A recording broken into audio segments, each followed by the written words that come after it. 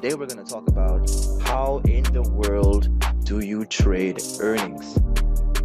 Let's start off by saying, off the bat, trading earnings is both an art as well as a science. As I always say, and I say this with the utmost humility, there are a million ways to skin a cat, both in real life and in the markets, i.e., there are a ton of ways that you can make money, and it is consistent and in alignment with your objectives, your risk tolerance, your account size, and your time frames that you should choose which one works for you and your individual context.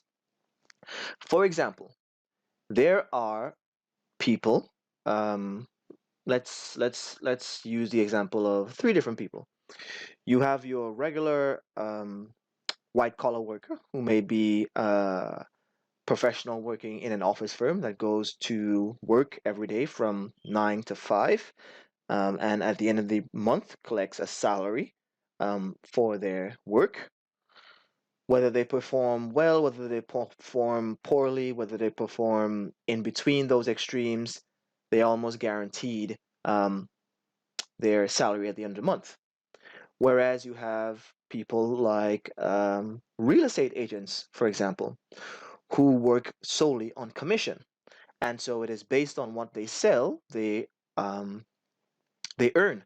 So whereas they may show 10 houses a month and may look to close on one house, and their payment for that may be, let's say, $10,000 on average, let's say $10,000. And so they are looking to sell maybe one or two houses a month, 10,000 a month, 20,000 on a very good month. And so for the year, on average, they may make something between 60 and 120,000. Again, that big variance because of the risk that is involved, and also the reward that is involved in their line of work.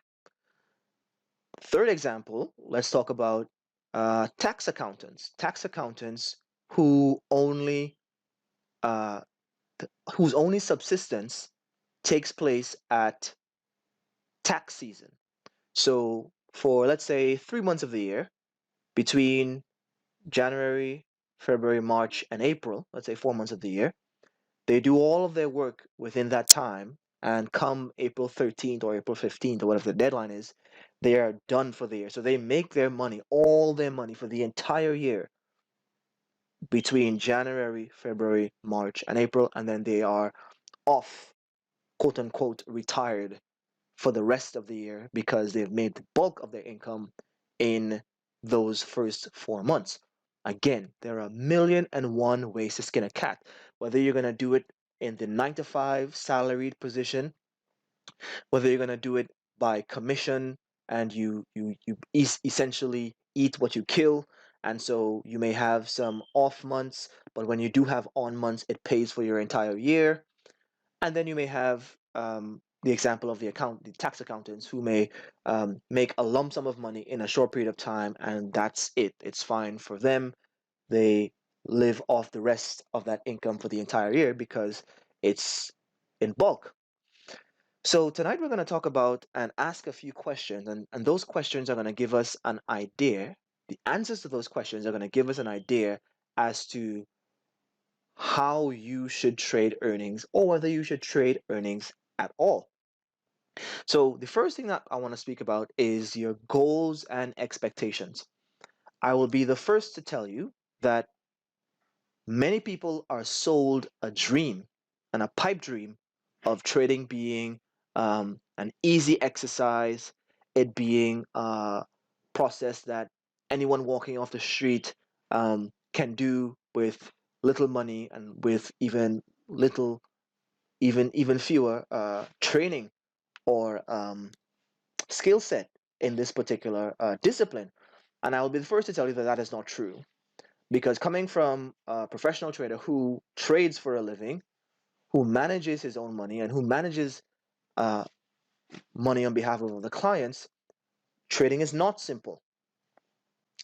forgive me, trading can be very simple, and I try to make my trading process very simple, but it is not easy.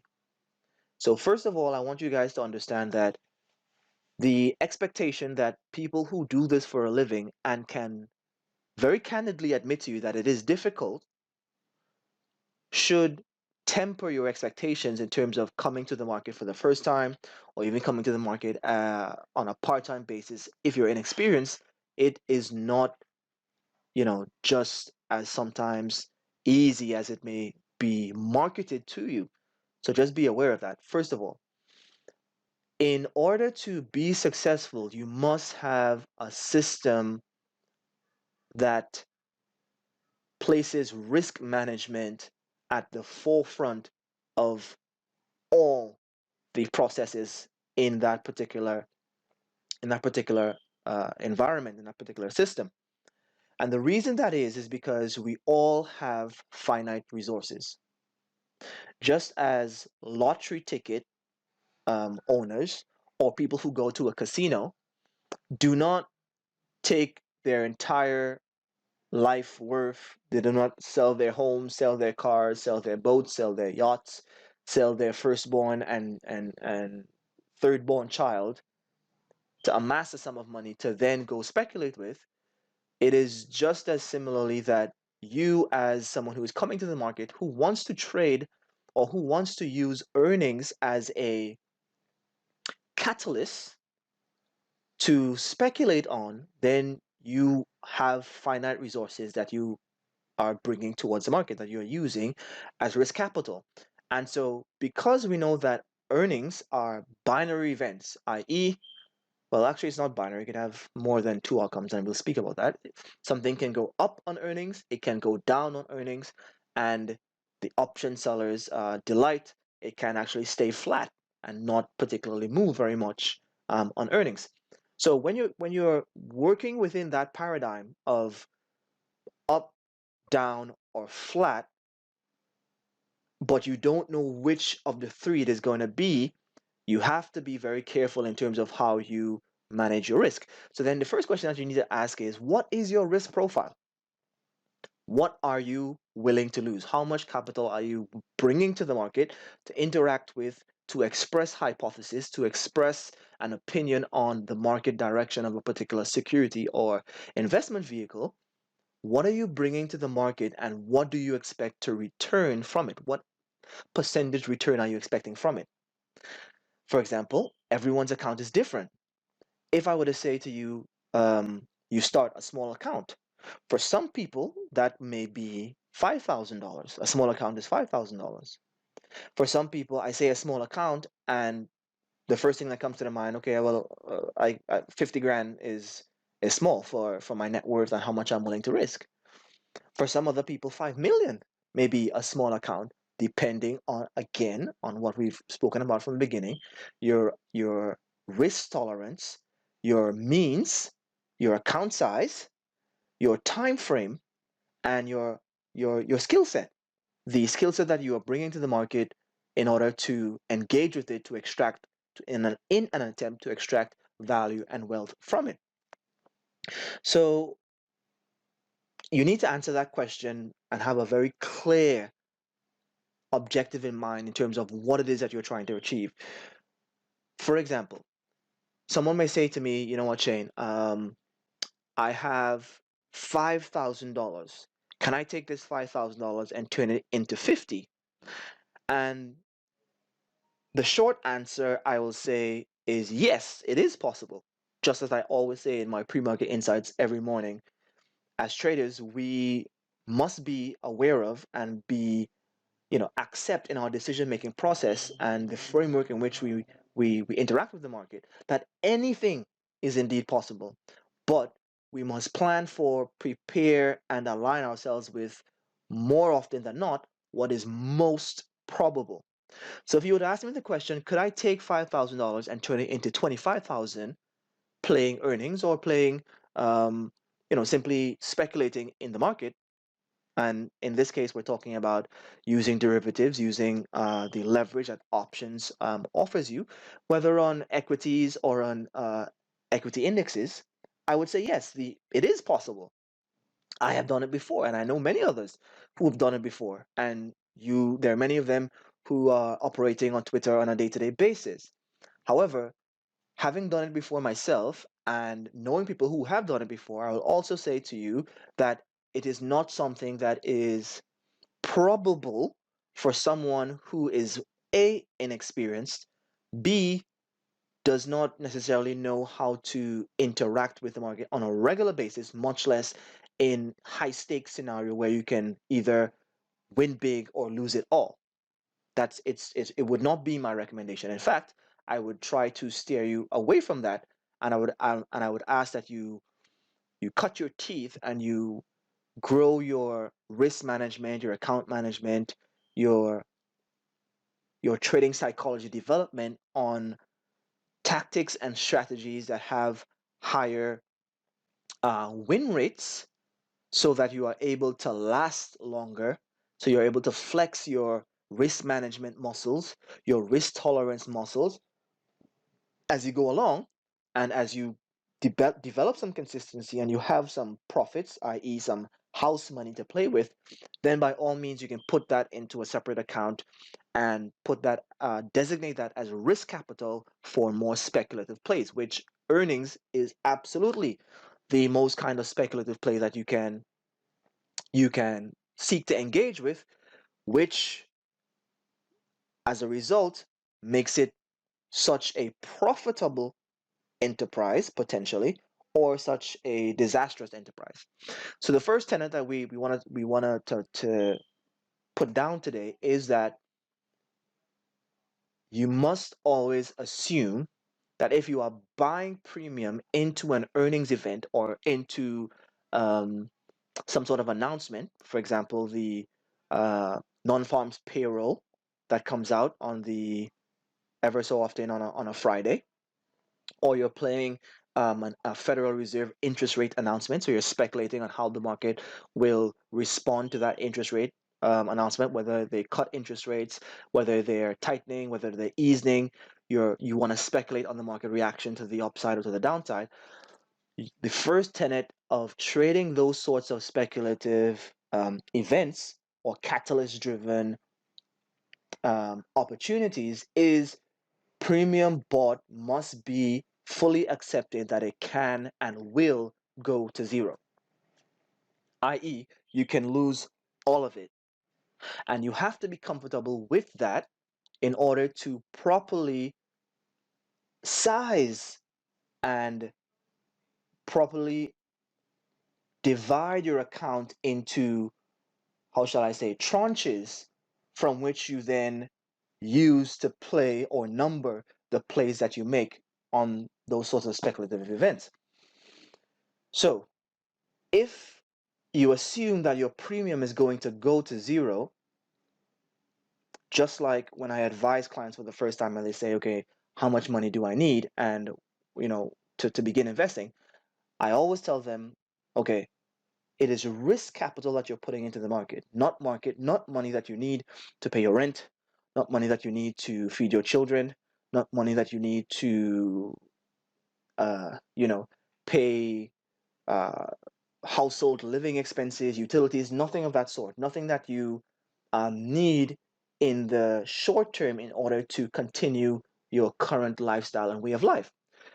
There are so many inherent pitfalls by using money that is earmarked for that in order to engage in speculation, because trading and investing that has a longer time frame that might be considered less risky but is still speculation always involves with it a mental risk, always involves a mental exacts a mental toll in terms of being able to hold positions through the natural gyrations and fluctuations of the market. More so with capital that is not fully accepted as risk capital, i.e., it can go to zero, it can all be lost, because then you become um, even more influenced by gyrations because you are sensitive, even more sensitive to the ability of this money to be used in whatever particular area in your lifestyle. So just as you have to, I would tell my new clients when we're sitting down for a consultation to begin with, to look over how best to possibly put their money to work. I always talk about risk capital. This capital can go to zero. And if you are comfortable with this capital being able to go to zero, then we can move on and talk about investment vehicles and strategies and tactics and all that sort of stuff that are consistent with your risk tolerance and your time frame and things of that nature. So you too, knowing and accepting that, listen, this money can go to zero, you need to be very strategic about how you deploy it. You need to be very wise, very prudent in how you take opportunities that are presented, because the market is a constantly opportunity generating vehicle. There are always going to be opportunities, not only during earnings season specifically when the bulk of earnings are reported, but as we spoke about in terms of there being catalyst driven announcement and news driven announcement that causes large price fluctuations that investors or traders can speculate on. So it means that we must approach interacting with the market, the capital that we're putting at risk, as essentially chips on a table. If you have no chips, you cannot play. And if you do not put your chips to work, you do not make any money. So, provided that you have earmarked risk capital, provided that you have designated capital to put at risk in the market, you then actually need to have some courage to go ahead and put it to work. How do you get that? Well, first and foremost, how about using some basic money management, account management, risk management principles? Let's use an example. Let's say you have $10,000 in your account, and you say to yourself, okay, Shane, I would like to um, broaden my horizons in terms of the strategies and tactics that I use, and I would like to earmark 20% of my account for trading earnings and or news driven or catalyst driven opportunities. Well, I would pat you on the back and I would say, well, that's an excellent idea, because already you have earmarked 1/5 of your account to be used for those purposes. So you still have 80% of the account left for, how should I say, lower risk uh, profile tactics, strategies, and investments. Because just as you may hear being bandied about diversification, and diversification doesn't only mean in terms of securities or asset classes.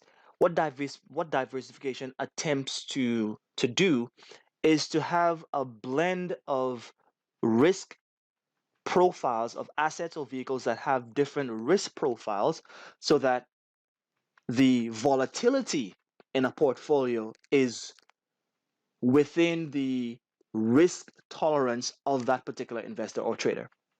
So what do I mean by that?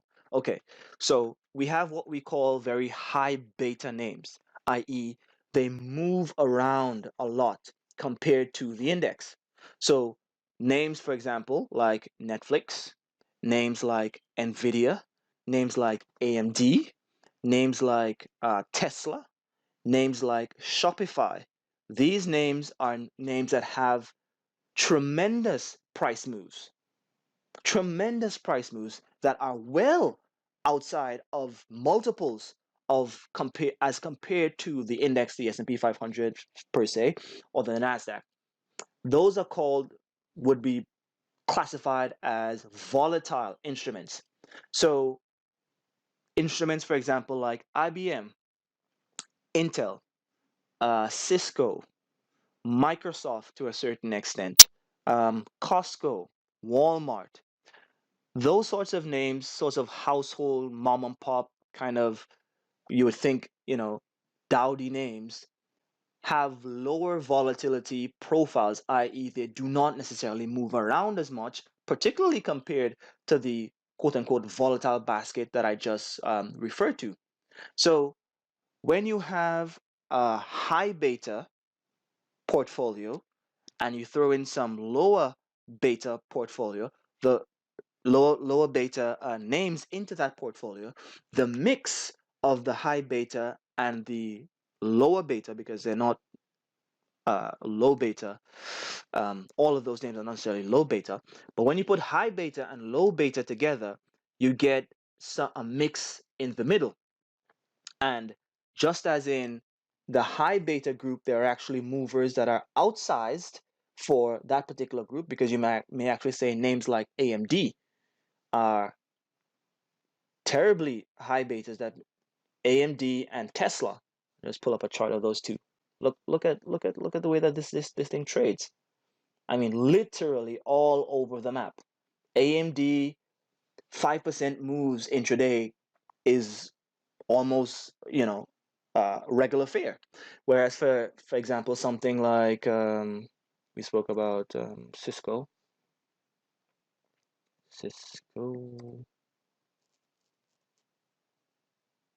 totally different volatility profile, completely different volatility profile.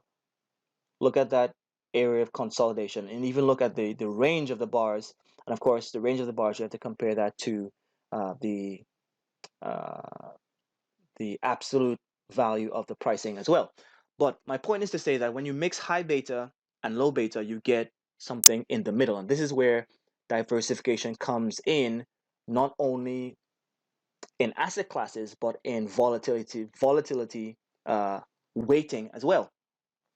So we have the 80% for, let's call it, low beta plays, or sort of more lower risk profile plays. And then you demarcate 20% of your account being for more speculative plays. And even in those speculative plays, you're going to then subdivide that 20% into um, tranches of 10. Okay, so let's say we assumed a starting balance of $10,000, and so 20% of that is $4,000, and then we split that $4,000. Forgive me, 20% of that 10,000 is $2,000. So we split that 20% 10 ways, i.e., you now have $200 in each tranche. Now, you can say to yourself, I am happy to any particular play willing to risk $200 in bought option premium in order to speculate on a move to the upside or to the downside. Now, when you're playing with options, you always have to think about the fact that you are, particularly when the unknown outcome of an event that is known is impending. And that uh, is called implied volatility, i.e., it is the risk premium that the people that sold you those options are given in order to compensate them for the risk of the very said unknown outcome event that you are speculating on. And so, for example, let's give you an example of this. We're looking at a chart here of Netflix, and earlier on today, before the bell closed, or in this morning's pre-market insight, I was talking about Netflix. Netflix is pricing in a $52 move. Not in this particular earnings, i.e., just announced a couple hours ago at around 440, 440 or so. It is by Friday's expiration. So by Friday's expiration, we're priced in $52.90 of movement, which means that $52 to the upside and $52 to the downside, the options are already priced in. So if you held options In order to break even at the money options, in order to break even, if you held them until this Friday coming, the stock needs to move at least or more than $52 in order for you to break at least 52 and more than for you to actually make a profit if held until expiration. Okay, that is how much you need, how much of an outsized move you need to have in order to capitalize on it. Thus far, in the post market, and I posted a chart on this on Twitter just about an hour ago or so.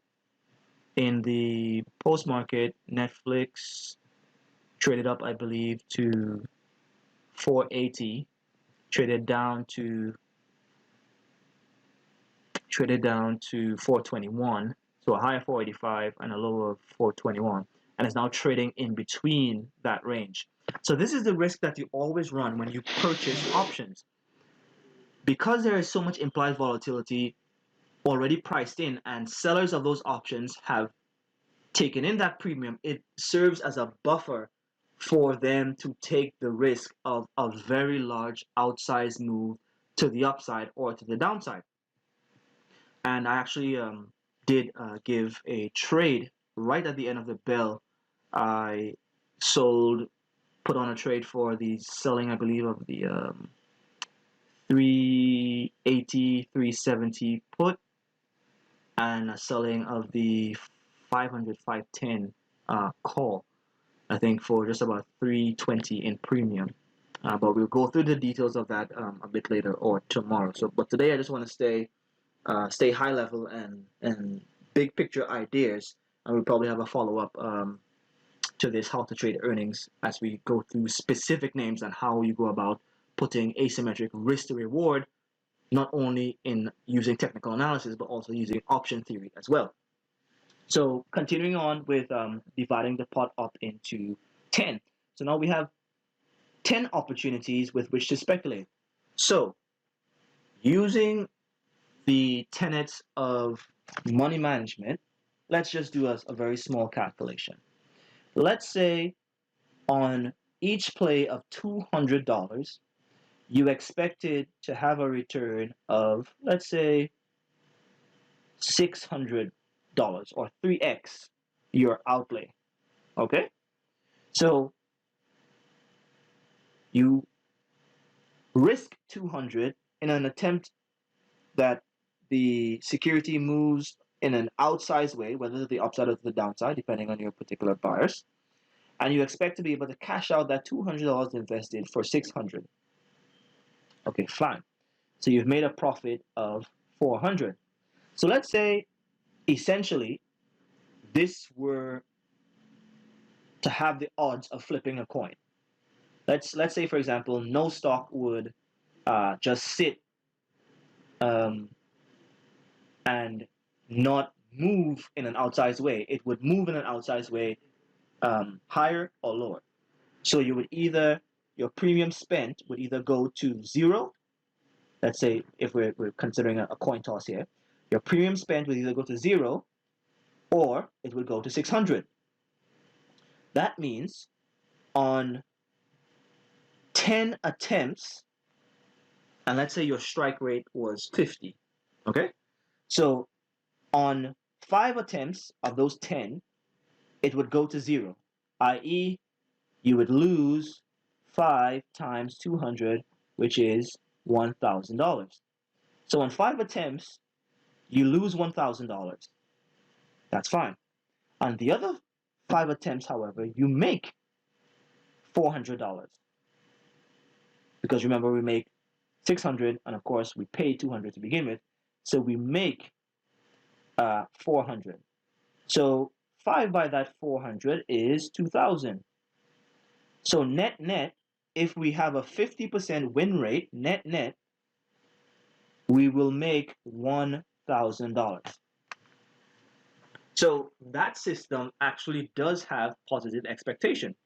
If we have a 50% win rate and we are able to maintain a payout of 3 times our investment for every win as compared to a complete loss, i.e., the invested premium goes to zero on every loss, then this is a system that we could legitimately implement. But again, because of the higher levels of risk associated with it, we must specifically ask ourselves, what is our risk tolerance? What are we willing to lose? What are we willing to achieve? Is this the result of the speculation going to pay for, let's say, for example, your car note? Is this going to pay for your vacation? Is this going to pay for your children's uh, summer camp tuition 2 years from now? Is this going to pay for a down payment for uh, you investing in some sort of a business idea offline? Depending on what your objective is, you will then know, okay, this is my risk tolerance or my risk profile when it comes to the money that I'm willing to lose. So going back to the very first example where we spoke about, can you turn 5,000 into 25,000? Yes, absolutely, you could do that. However, are you willing to take a 50% haircut on that 5,000 up front? You, you say, what do you mean take a 50% haircut on that 5,000 up front? Well, remember, we just spoke about the fact that if we just assume that making an earnings trade and buying premium could be mimicked by flipping a coin. Heads you win, tails you lose, and for each loss you lose the entire $200. But for each gain, you gain 3 times the amount that you invested, i.e., in this case, $600, or a net of 400. But we do not know the sequence of when those heads and tails are going to come. So we don't know if your first 4 trades are going to be losers. We don't know whether your first 4 trades on the trot are going to be winners. We don't know. It is a random process. We don't know. However, we know if the system has a 50% win rate, then if we flip 10 times, then what should happen is we get 5 heads and 5 tails, 5 wins and 5 losses. I hope everyone is following me so far. If you are not, I'll be happy to answer your questions later on. You can always shoot me a DM, message me on Twitter, contact me on my website. I'll be happy to answer your questions. So,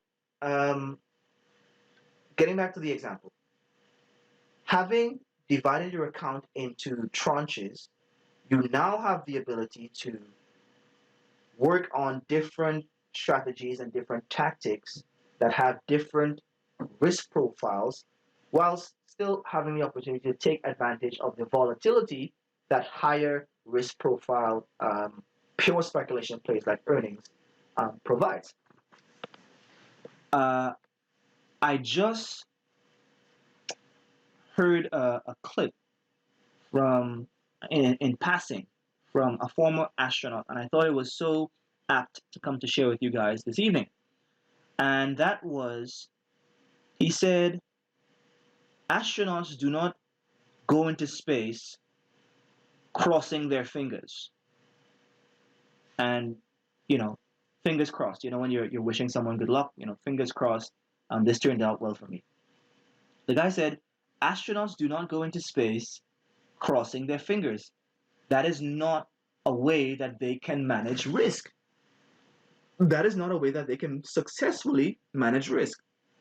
And my exhortation to you is, as an options trader, as an investor, as someone who is new to the market, who's been in the market for some years, and even as professionals, we cannot enter and interact with the market with our fingers crossed, hoping or praying or wishing that our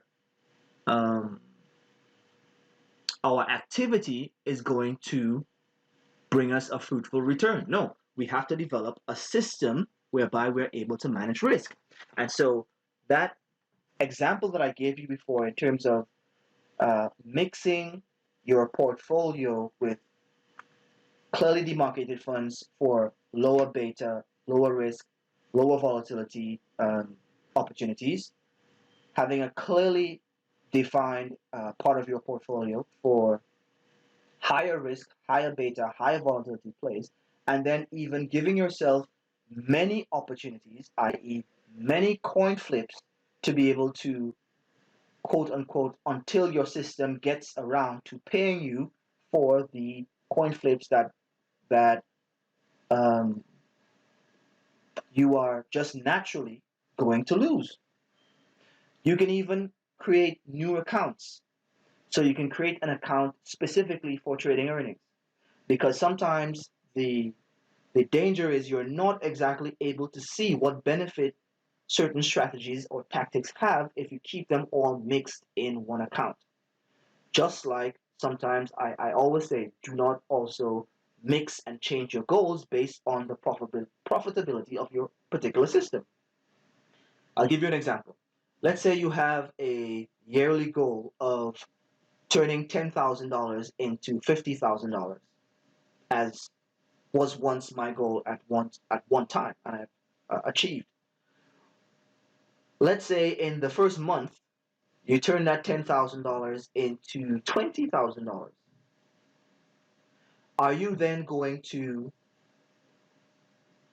change your goal on the fly? Well, okay, I made 10,000 in a month. Sorry, 25,000 in 1 month off of that 10. So then maybe I can just accelerate it all the way and just make that 50 in that first month alone. And so you up your risk, you up your risk profile, and you up your risk taking activity before possibly your account can tolerate it. Risk management and your risk tolerance is like a muscle that needs to be developed, that needs to be built. It is only through practice over time that you begin to build your risk tolerance. You cannot go from trading a $1,000 account and taking 10% risk in that, i.e., $100, to trading a $10,000 account and the 10% risk in that is $1,000. The drawdowns associated with a 50% haircut on a position are completely different. A $50 drawdown or a $500 drawdown are two different scenarios. And it takes time for you to be able to build that tolerance up. So going from a $1,000 account to a $10,000 account to a $50,000 account to a $100,000 account to a $500,000 account to $1 million account, the that level of risk tolerance and capacity for risk taking, even though your system is still using percentages to manage risk, it's different. This is why, particularly on Twitter or on whatever social media platform you may use for engaging with other traders, investors, and market speculators, you always need to be in what I say is stay in your own lane. No person's account size, risk tolerance, time frame, and capacity for risk taking is the same. So one person's execution of a trade cannot be your execution of a trade because your risk tolerance is different. Your account size is different. Your time frame is different. Your objective is different.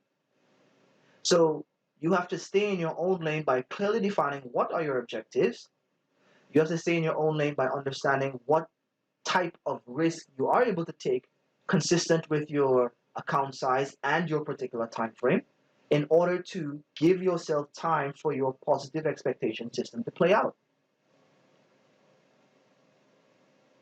You simply have to. So, just as astronauts do not go into space with their fingers crossed, you as a speculator trading earnings or even interacting with the market in any event cannot rely on a hope and a prayer, crossing your fingers. You have to have a system in place with which you interact with the market. And particularly when you are dealing with options, the issue of stop losses are particularly tricky because an option, especially out of the money options, which are in most cases what we are talking about in terms of that offer very high leverage risk to reward wise, because a move in the underlying, an adverse move in the underlying, an adverse move in the equity or the index that you're trading can very quickly depreciate the value of your option, but does not mean that the probability of that option coming back and going, that security going in your direction and in your direction in a very big way to bring your option perhaps into the money, it does not account for the fact that you will have drawdowns. So it is very common to have 30, 40, 50, 60, 70, 80, 90% drawdowns very quickly with an adverse intraday movement of the underlying to your particular option. So you have to be able to weather that storm. And the only way you can weather that storm is one of two ways. You either have an absolute stop loss, i.e., you say, you know what, I am willing to, no matter if the trade is going to come back or not, I'm only willing to risk 50% of the premium bought on this. Or you say, as I mentioned before, all premium is risk premium. I am happy to let it go to zero. And so what I will do is I will simply buy less contracts. I will buy less units. So whereas I could have bought a unit or an option contract for $1, which is, of course, one contract is for the purchase or sale of 100 shares of the underlying. So a cost of $1 automatically means you're actually paying $100 in premium. For that $100 in premium, I'm either willing to cut it completely at $50 loss, or I'm willing to lose it all for the opportunity to have that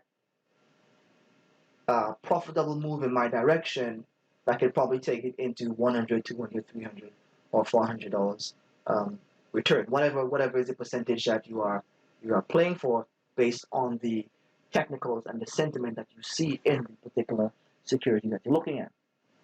So, what have we spoken about so far today? We spoke about goals and expectations, outlining your objectives, understanding that there are many ways to skin a cat, many ways to make money in the market, but you must be very clear as to what it is that you are trying to achieve so that you're able to then, in essence, work backwards in finding the right mix of tactics and strategies in order to achieve that.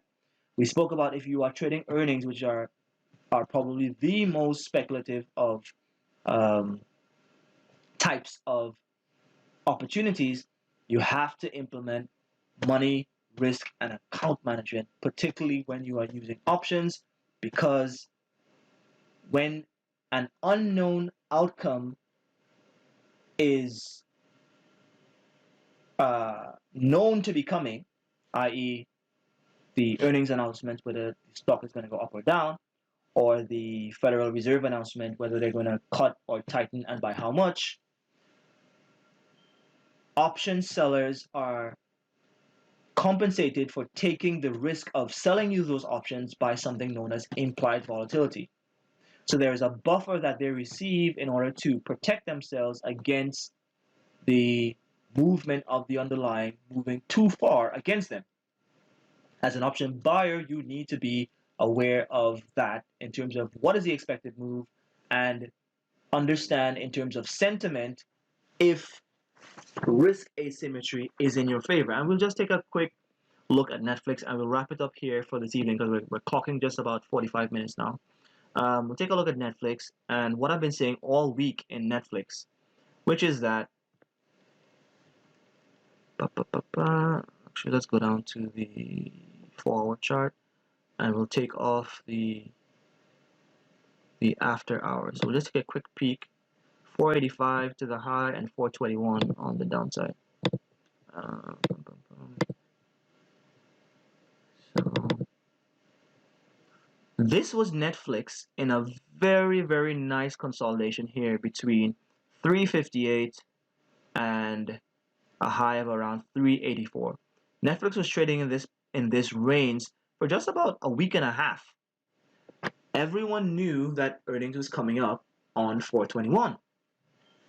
So tell me, given the fact that we have this very clear level to our left here at 392, once, twice, three times, four times attempted to break out to new highs at 392.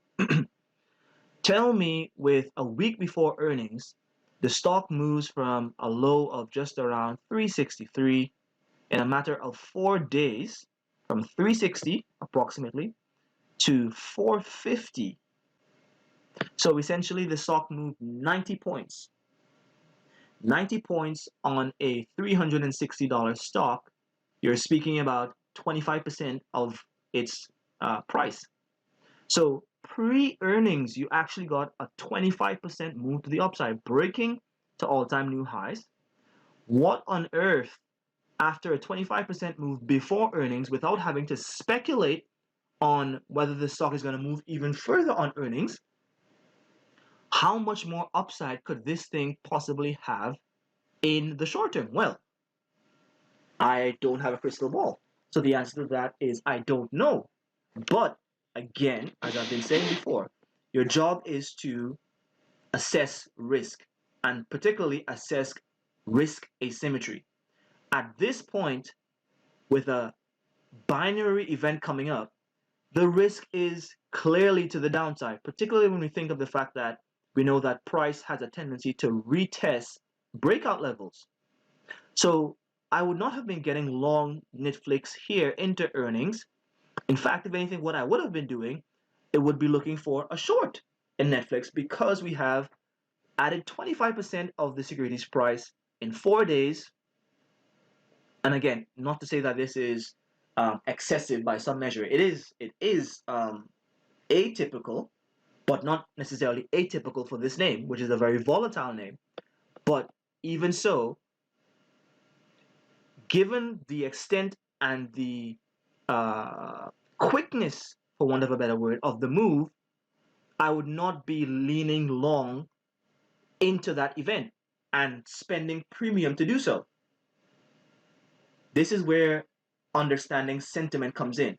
Now, for example, if Netflix, for some reason, were to trade lower on this news tomorrow, given the fact that we broke out of this very clear all-time high here at 392, and we do have a positive earnings report, I would actually be looking for a long in Netflix to take advantage of the fact that, listen, there is bullish positioning, there is aggressive demand on the bid in Netflix, and I would be willing to align myself with that. Absolutely. But my risk to reward is skewed in my direction the closer I am to this breakout, as opposed to buying it at all-time highs, 449, going to a binary news event. And so this is how you can sometimes just use common sense and sentiment to put speculative events like earnings in your favor, and how to strategize using it. So I actually put on what is known as an iron condor spread, which is made up of a call spread, a credit call spread at 500, 510, and a put credit spread, the 380, 370.